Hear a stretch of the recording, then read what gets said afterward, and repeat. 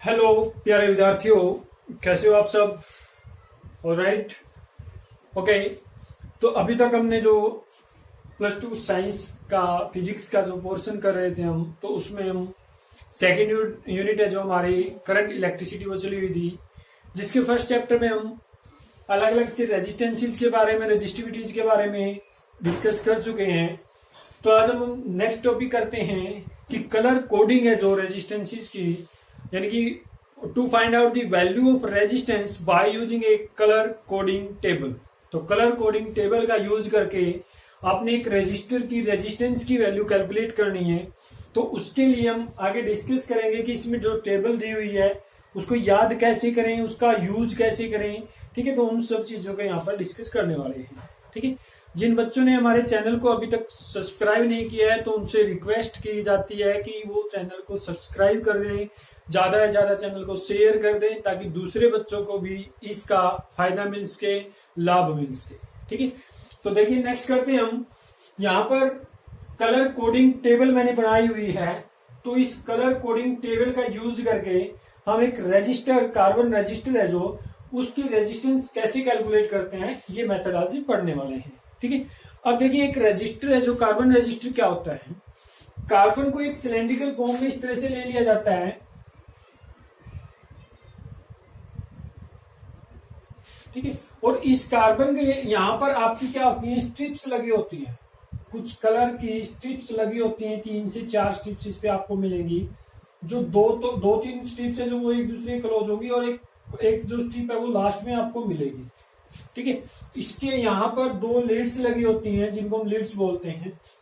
ठीक है, तो ये 2 लीड्स लगी होती हैं और एंड पॉइंट पे, और बीच में क्या होती है, स्ट्रिप्स होती हैं, कलर्ड स्ट्रिप्स जिसको हम बोलेंगे। और कार्बन को इस तरह से मोल्डिंग किया जाता है, इस तरह से मोल्डिंग किया जाता है एक सिलेंड्रिकल फॉर्म में, तो उसको हम क्या बोलते हैं, एक कार्बन रजिस्टर बोलते हैं। ठीक है, अब ये रजिस्टर कैसे कैसे आपका यूज किया जाएगा, इसकी रेजिस्टेंस हम कैसे कैलकुलेट करते हैं, by seeing these colours on its surface. तो इसकी सरफेस पे इन कलर्स को देख के कैसे आप इसकी वैल्यू कैलकुलेट करेंगे। ठीक है, तो कितने ओम का वो रजिस्टर हो सकता है, तो वो चीज हम यहाँ पर कैलकुलेट करने वाले हैं। ठीक है, पढ़ने वाले हैं। तो उसके लिए हमें इस टेबल को अच्छी तरह से याद करना पड़ेगा।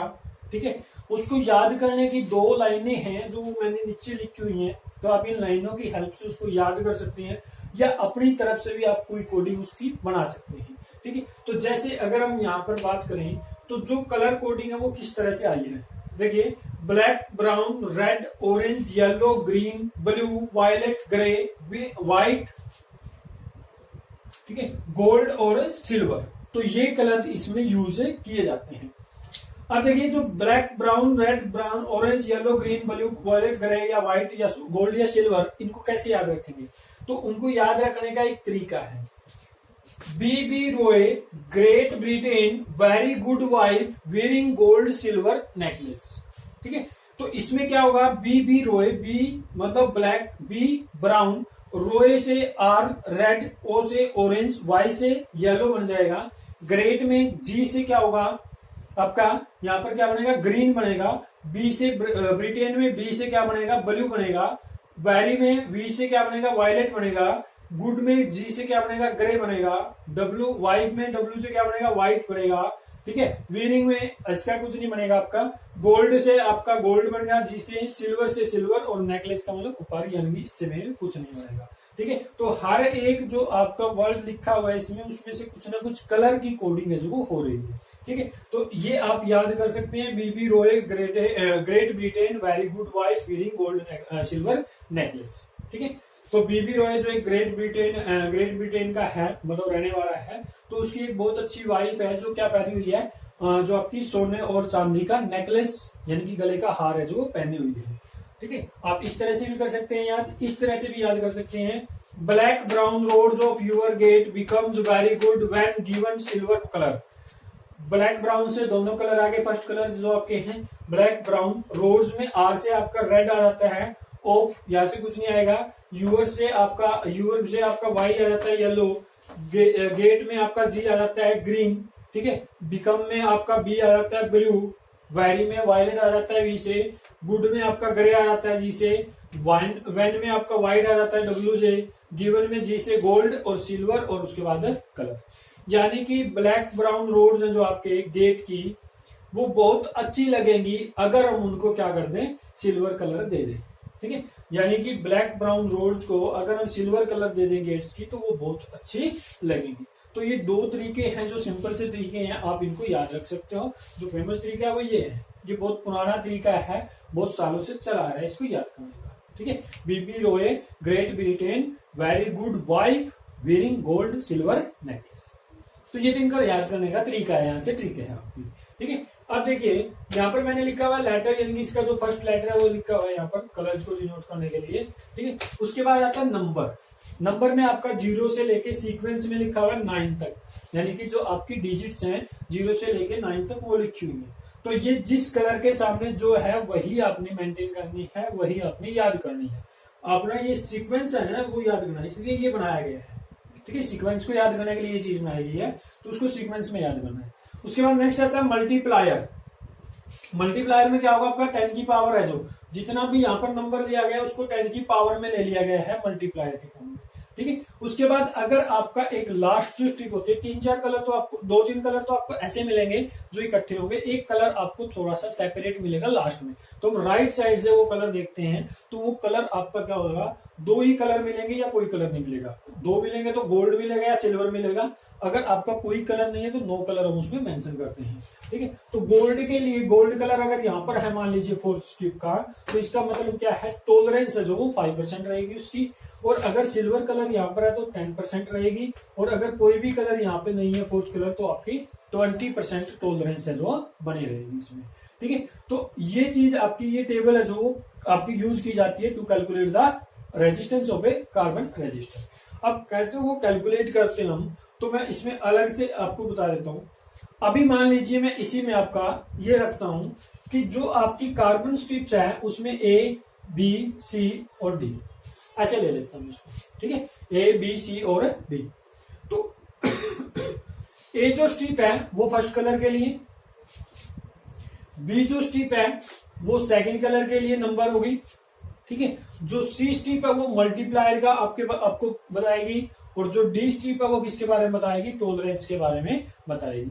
ठीक है, अब जैसे मैं मान लेता हूं कि यहाँ इनकी जगह में ये लिख देता हूं कि ये जो आपकी जो ए स्ट्रिप है वो ब्लू कलर की है, जो बी स्ट्रिप है वो येलो कलर की है। ठीक है, और जो सी स्ट्रिप है वो ऑरेंज कलर की है, और जो डी स्ट्रिप है वो आपकी गोल्ड की है, गोल्डन कलर की है। ठीक है, तो आपने यहाँ पर इसकी क्या बनानी है, रेजिस्टेंस की वैल्यू बनानी है। तो देखिए कैसे बनाते हैं रेजिस्टेंस की वैल्यू। ब्लू से आप यहाँ देखोगे, इसमें कंपेयर करके देखोगे, ब्लू आपका कितने नंबर पे है, 6th नंबर पे है, तो इसका मतलब आप पहली स्ट्रिप से नंबर लिखोगे 6। ठीक है, उसके बाद सेकंड स्ट्रिप आपकी येलो कलर की है। ठीक है, तो इसमें आपका जो नंबर आएगा येलो कलर के लिए वो कितना हो जाएगा, 4 हो जाएगा। तो यहाँ पर आ गया 64। अब आपने क्या है, जो थर्ड स्ट्रिप यूज करनी है तो पहले 2 कलर्स को बताएगी, मेंशन करेगी, उसके बाद आपने यहाँ से नंबर लेना, उनसे उनका कॉरस्पॉन्डिंग नंबर है जो। अब थर्ड स्ट्रिप आपको मल्टीप्लायर के बारे में, यानी कि 10 की पावर में जो लिखा जाएगा। तो देखिए क्या है, ऑरेंज, ऑरेंज कहां पर आपका थर्ड पे। ठीक है, तो यानी कि 10⁻³ मल्टीप्लायर। अब प्लस आप क्या करोगे, देखो इसमें गोल्ड है लास्ट में आपका 4th कलर डी स्ट्रिप पे, तो इसके लिए आप क्या करोगे, टॉलरेंस लिखोगे, तो इसकी टॉलरेंस कितनी होगी गोल्ड के लिए, 5%। ठीक है जी, तो यहां से आपकी अभी ये वैल्यू नहीं बनी है, अभी ये वैल्यू नहीं बनी है, तो इस वैल्यू को बनाने के लिए आपको क्या करना पड़ेगा, क्योंकि ये जो 64 है ना, 10 से ग्रेटर है, तो हमें इसको 10 से लेस करना पड़ेगा। तो हम यहाँ पर क्या कर लेते हैं, 6.4 कर लेते हैं। ठीक है, जैसे इसको 6.4 करोगे तो यहाँ पर एक पावर है जो वो और इंक्रीज हो जाएगी। ठीक है, क्योंकि इससे कैंसिल हो जाएगी ना फिर वो पावर से, तो 10 से 10 कैंसिल होने के लिए एक पावर इंक्रीज कर दी। अब आपकी ये क्या बन गई है, टोटल वैल्यू बन गई है resistance of a carbon resistor. तो 6.4 इंटू 10⁻⁴ ओम आएगा यहाँ पर। ठीक है, और प्लस 5 आपकी ये ओम में है रेजिस्टेंस की वैल्यू, ये प्लस 5% क्या हो जाएगी इसकी टॉलरेंस। ठीक है, तो इस तरह से हम एक कार्बन रेजिस्टर की वैल्यू है जो कैलकुलेट कर सकते हैं। अब मैं एक एग्जांपल और ले लेता हूं इसमें, ताकि आपको अच्छी तरह से समझ में आ जाए ये कैसे यूज करना है। तो एक एग्जांपल मैं ले लेता हूं कि यहां पर मैंने जो फर्स्ट स्ट्रिप है उसको जो कलर दिया है वो दिया है ब्राउन, यानी कि ब्राउन कलर की आपकी फर्स्ट स्ट्रिप है। जो सेकंड स्ट्रिप है जो वो आपकी क्या है, रेड कलर की है। ठीक है, थर्ड जो स्ट्रिप है जो वो आपकी क्या है, ग्रीन कलर की है। और जो लास्ट जो स्ट्रिप है जो आपका, उसके ऊपर क्या है, सिल्वर कलर है। उसके ऊपर क्या है, सिल्वर कलर। अब देखिए कैसे बनेगी इसमें।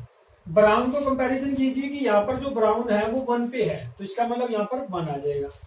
अब सेकंड कलर, सेकंड आपकी डिजिट जो बनाएगा तो वहां से क्या हो जाएगा, रेड है तो रेड कितने पे है, 2 पे है, तो यानी कि यहाँ पर 2 आ जाएगा। इनटू में ग्रीन, ग्रीन कितने पे आपका 6 पे है, तो इसका मतलब ये 10⁻⁴ में चला जाएगा मल्टीप्लायर की फॉर्म में, तो 10⁻⁶ हो जाएगा। प्लस ये ओम बन जाएगा।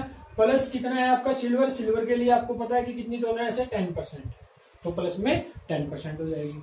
ठीक है, अभी 12 आया है, ये जो ये 12 10 से ग्रेटर है तो इसलिए इसको चेंज करना पड़ेगा, तो 1.<10 करना पड़ेगा, तो 1.2 कर देते हैं इसको, तो यहाँ पर कितनी हो जाएगी 7, तो इतने ओम प्लस क्या हो जाएगा 10%। तो इस तरह से आप टेबल से आप इसमें कंपैरिजन करके जो उसकी वैल्यू है कार्बन रजिस्टर की, जो रेजिस्टेंस की वैल्यू है वो हम यहाँ से अच्छी तरह से कैलकुलेट कर सकते हैं। ठीक है, तो बड़ा आसान है, एक बार समझ जाओगे तो दोबारा आपको याद रहेगा। ठीक है, उसके बाद जैसे मैं एक कह देता हूं कि आपकी क्या है, कुछ वैल्यू दी हुई है, जैसे मैंने कह दिया कि 46 इंटू 10⁻3, 46 इंटू 10⁻3 प्लस माइनस या प्लस 20%, इतने ओम और प्लस 20%, ये वैल्यू दी हुई है एक रजिस्टर की। तो आपने कलर कोडिंग करनी है कि फर्स्ट कलर की फर्स्ट स्ट्रिप है जो किस कलर की होगी, सेकंड किसकी होगी, थर्ड किसकी होगी और फोर्थ किस कलर की होगी। ठीक है, तो उसके लिए देखो क्या है, 4 को आप यहाँ पर 46 है तो ये 10 का मल्टीप्लायर की फॉर्म में लिया है। ठीक है, तो आप इसको एक्चुअल में पहले इसको लिखोगे कि क्या होगा, तो ये कितना बनेगा, ये सॉरी 4.6 दिया हुआ है यहाँ पर, 4.6 दिया हुआ है, तो आप इसको डेसिमल इसमें चेंज करोगे तो ये क्या हो जाएगा 46 हो जाएगा। तो बाई में 10 करेंगे, 10 को ऊपर ले जाएंगे तो क्या हो जाएगा 10⁻² ओम हो जाएगा। ठीक है, प्लस 20% हो जाएगा। तो पहले तो आप इसको इस तरह से कन्वर्ट करोगे, यानी कि 4.6 को हटाओगे तो 10 में बढ़ाओगे, क्योंकि डिजिट हमें पूरी पूरी चाहिए, पॉइंट्स में नहीं चाहिए वो। ठीक है, तो इसलिए आप इसको पूरा करोगे, तो यहाँ से 10 करोगे डिवाइड में, ऊपर चला जाएगा 10⁻⁻1, तो 10⁻² रह जाएगी। अब देखिए 4 से कंपैरिजन करो, 4 किसके लिए आया है, येलो के लिए आया अभी। ठीक है, उसके बाद 6 का कंपैरिजन करो, किसके लिए है, ग्रीन के लिए है, तो सेकंड स्ट्रिप है जो ग्रीन कलर की होगी। 10⁻², 10⁻² मतलब थर्ड स्ट्रिप है जो किसकी होगी, रेड कलर की होगी। ठीक है, इसकी होगी रेड कलर की, और फोर्थ में आपका 20% है, इसका मतलब कोई कलर नहीं है। ठीक है, तो फोर्थ स्ट्रिप के लिए आपका क्या आएगा, नो कलर। ठीक है, यानी कि कोई भी कलर उस पर नहीं होगा।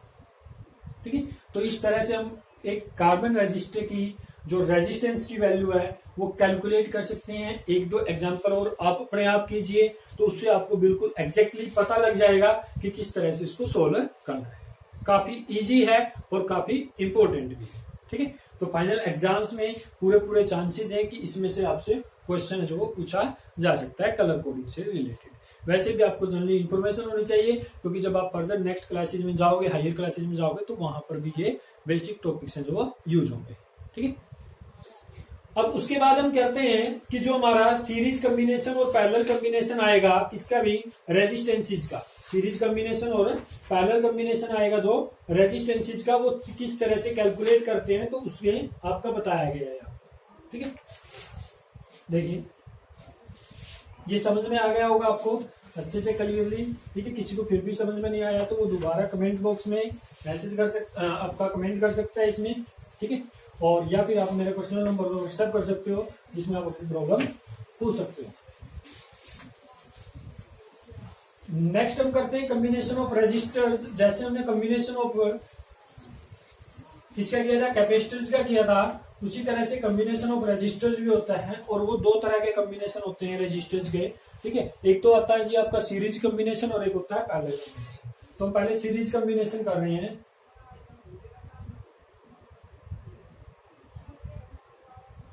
Series combination of resistors.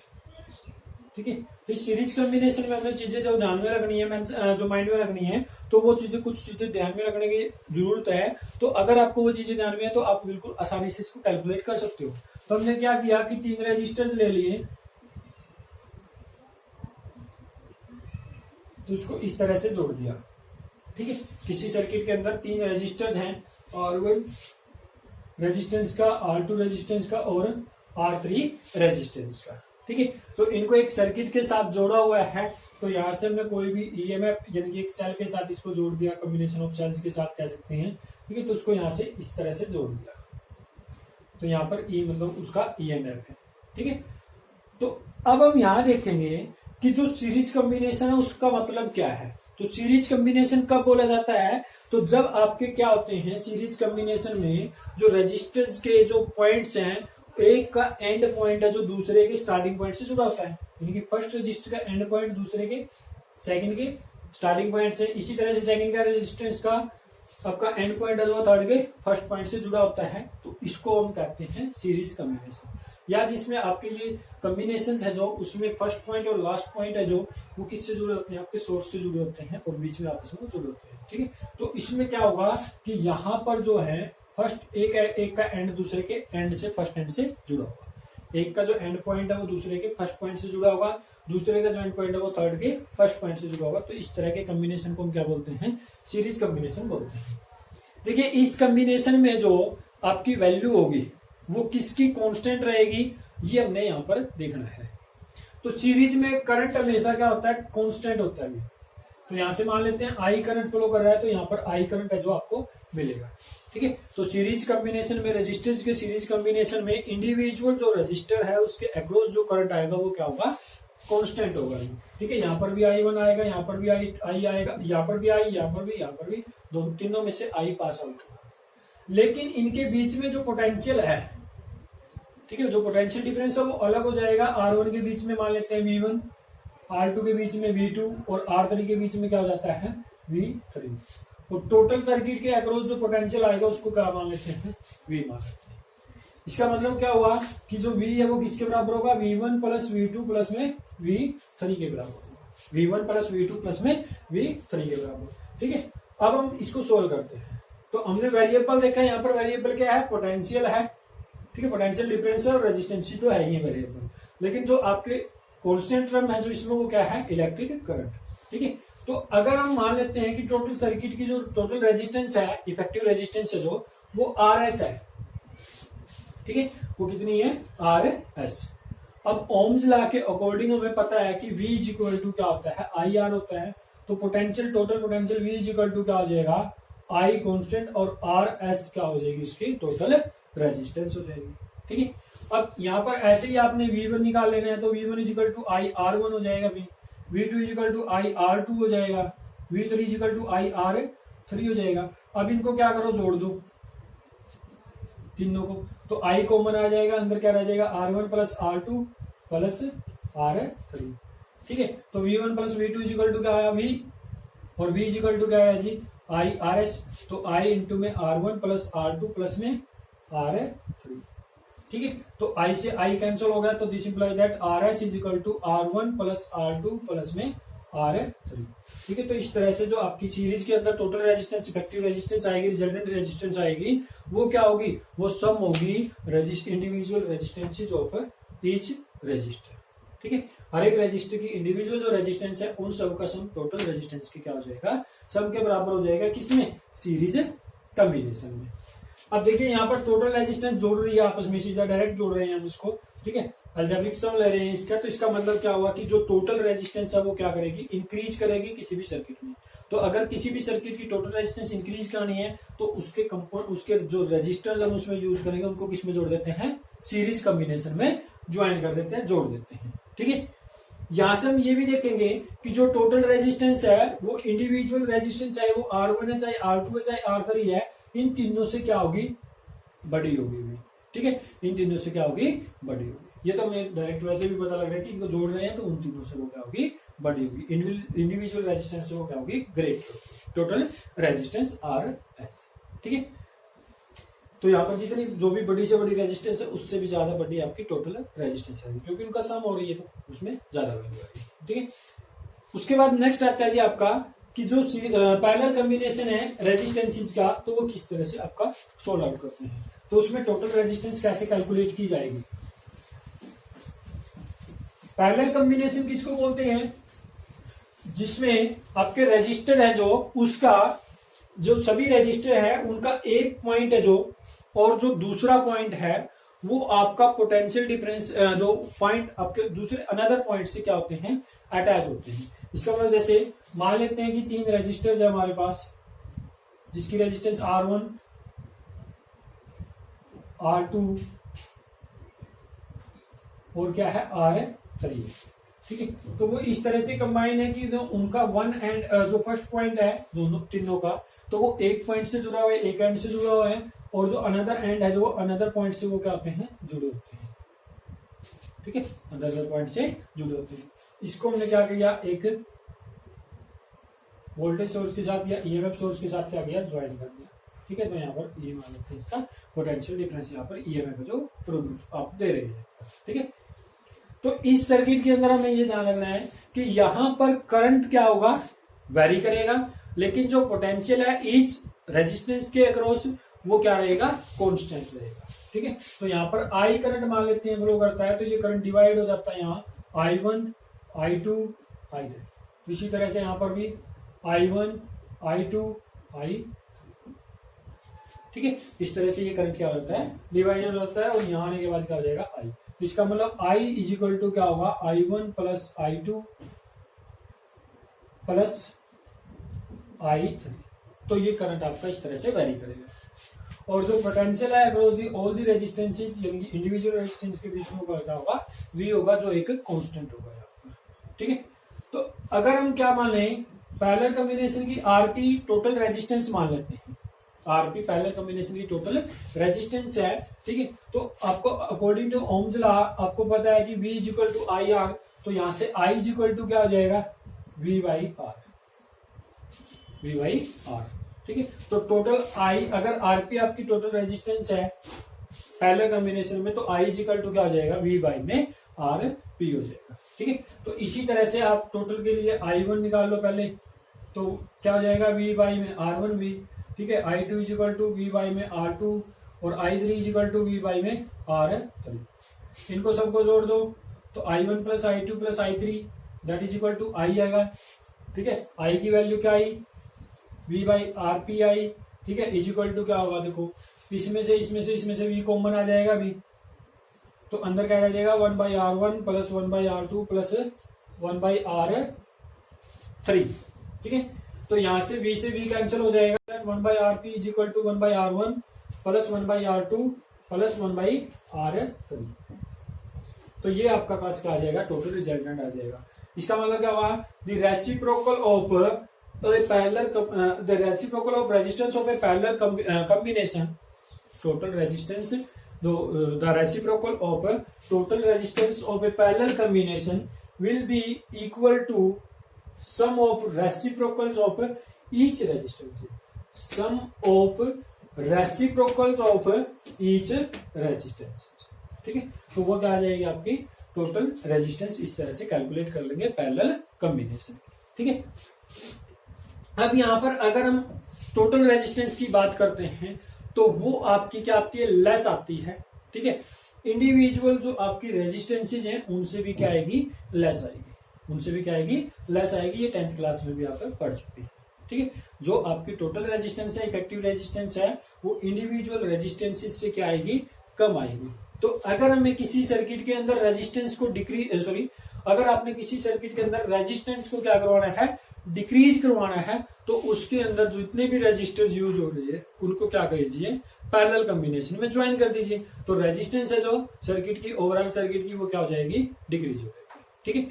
तो ये था जी आपका सीरीज और parallel combination of registers and colour coding, ठीक है, to find out the value of resistance of a carbon register by using colour coding table, ठीक है। तो ये आपने अच्छी तरह से करना है। तो आज के लेक्चर में इतना ही करते हैं, बाकी हम नेक्स्ट टाइम करते हैं, ठीक है। तो आपने चैनल को फिर से मैं रिक्वेस्ट कर रहा हूं आपसे, क्योंकि मैं मेहनत कर रहा हूं, हम मेहनत कर रहे हैं, हमारी टीम मेहनत कर रही है, तो इसलिए आप हमारे चैनल को सब्सक्राइब करें ताकि इस मेहनत का फल आपको भी मिले, आपको भी गाइडेंस मिले, कुछ आपको भी इंपॉर्टेंट टॉपिक्स के बारे में इंफॉर्मेशन मिले, आपका सिलेबस है जो वो कंटिन्यूअस रहे।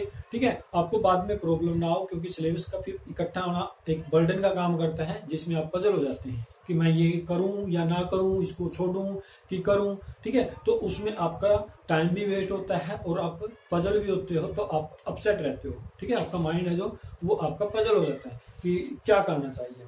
तो इसलिए यहाँ पर हम टॉपिक वाइज जो हमने सीरीज स्टार्ट की हुई है, तो फर्स्ट यूनिट हम करवा चुके हैं टॉपिक वाइज, सेकंड यूनिट का फर्स्ट चैप्टर चला हुआ है जो ऑलमोस्ट आपका एंडिंग पॉइंट पे है।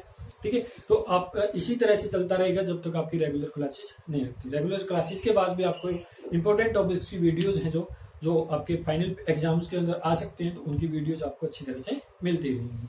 ठीक है, तो इसके लिए आपको चैनल है जो हमारा सब्सक्राइब करना पड़ेगा, सिंक क्लासेस। ठीक है, तो वहां पर जाइए, आप लिंक में जाइए, कोई भी आपको यहाँ से जो वीडियो आप देख रहे हो उसमें आप जाइए, उस पर आप क्लिक कीजिए, तो वहां पर चैनल के नीचे आपका एक रेड कलर में आएगा, लिखा हुआ आएगा रेड कलर लेटर्स में कि सब्सक्राइब, तो उस पर क्लिक कीजिए, बेल आइकन पे क्लिक कीजिए और ऑल को सिलेक्ट कर दीजिए, ताकि आपको आने वाली वीडियोज की इंफॉर्मेशन और जो मिलती रहेगी, नोटिफिकेशन मिलती रहेगी। ठीक है, तो मिलते हैं नेक्स्ट वीडियो में, तब तक आप अपने आप को सेफ रखिए, अपनी फैमिली का ध्यान रखिए, कोरोना वायरस से बचिए।